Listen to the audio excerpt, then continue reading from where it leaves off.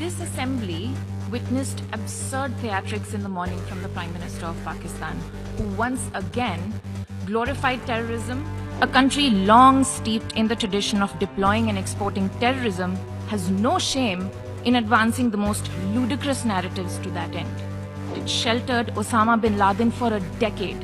Its ministers have just recently acknowledged that they have been operating terrorist camps for decades.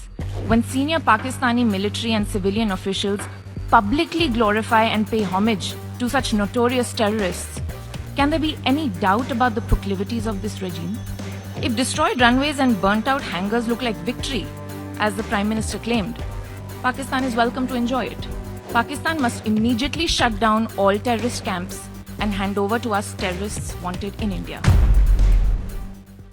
UN में पाकिस्तान के PM Shahbaz शरीफ भारत को लेकर एक बार फिर किटकिट करते हुए नजर आए। शहबाज ने भारत पाक संघर्ष को लेकर भारत पर आरोप लगाते हुए कहा कि भारत ने उकसावे की कार्रवाई की, जिसके बाद पाकिस्तान ने भारत को करारा जवाब दिया और युद्ध पाकिस्तान ने जीत लिया।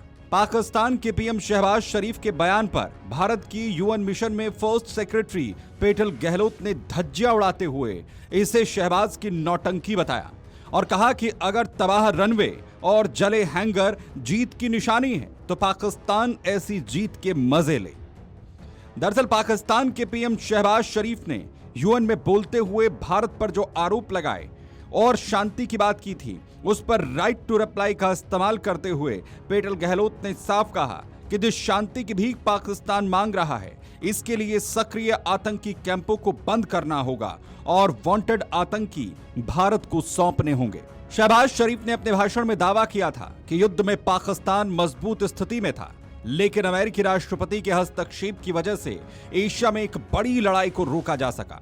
इस पर पेटल गहलोत ने पाकिस्तान के झूठ की धज्जियां उड़ाते हुए कहा कि पाकिस्तान 10 मई को सीधा फोन कर गिड़गिड़ाया था कि युद्ध रोक दिया जाए, जिसे भारत ने स्वीकार किया था और युद्ध को अपनी शर्तों पर रोका था। पेटल गहलोत ने याद दिलाया कि यह वही पाकिस्तान है जिसने दशकों तक वर्ल्ड ट्रेड सेंटर के दोषी आतंकी ओसामा बिन लादेन को दशक तक पाकिस्तान में छिपाए रखा और दुनिया के सामने आतंक के खिलाफ लड़ाई में सहयोगी का ड्रामा करता रहा। पेटल गहलोत ने कहा कि सच्चाई ये है, जिस तरीके से पहलगाम में आतंकी हमले में बेकसूर नागरिकों की जान ली गई, इस कार्रवाई के जरिए उन दोषियों को जवाब दिया गया है।